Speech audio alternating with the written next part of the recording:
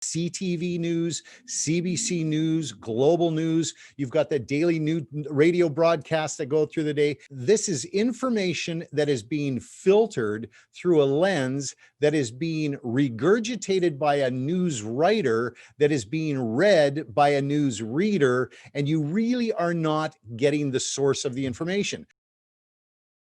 Hello, Doug Sharp here with the National Leadership Briefing, and this is the Midweek Touchpoint. I've got two things we want to go over really quickly here this week, if I may. First of all, I just want to remind everyone who is going to be participating in the upcoming Conservative Party of Canada policy convention that will be held virtually in March. If it is your intention to be a delegate, just remember that the deadline to actually be a delegate is this Friday. This is Friday coming up, January the 15th, and you need to have that registration done. So I'm going to put a link below this video so that you know exactly where you need to go. Now, remember, this is a real great opportunity for you to participate in a conversation that's going to be happening inside of a political party on issues that matter to us, like the 4 pillars. So if they're going to have a conversation about a parent's right to raise their children the way they want, or maybe they might be talking about your right of belief and freedom of religion, or how about the importance of policies that are going to either positively or negatively impact vulnerable people that live in our communities, or what about fiscal policy?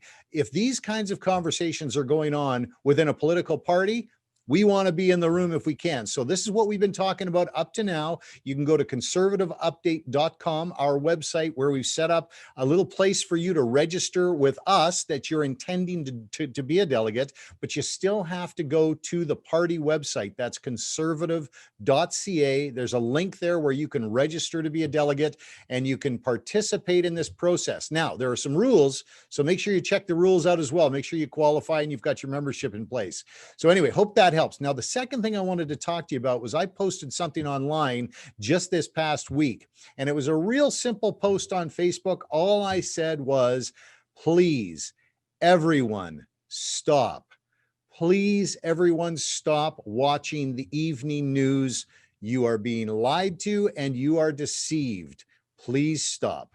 It was just a very polite thing, and I got some questions back, and I realized I started a bit of a concern in some people's heads and hearts, because there's people out there that are watching the evening news on a regular basis because that is their connection point, especially in this time when people are wondering what's going on. You've got all of these lockdown things happening and information coming down from health officials, and you've got local community information that's coming through the evening news. And so I really felt like I needed to go back online and clarify what I said. So what I wanted to do is talk about that really quickly here now as to what my intent was when I was encouraging everyone to stop watching the evening news. Now, this is what I want to say about the evening news.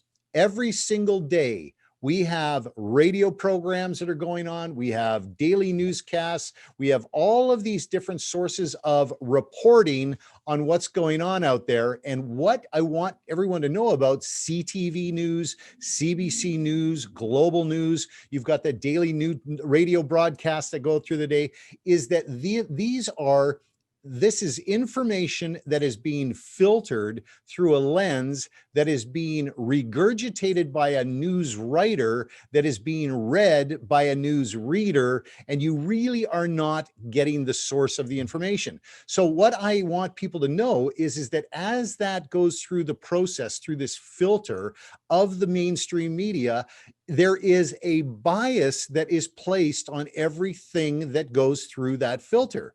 So my encouragement is that you acknowledge first that if you are watching it daily, that you are watching something that has bias attached to it.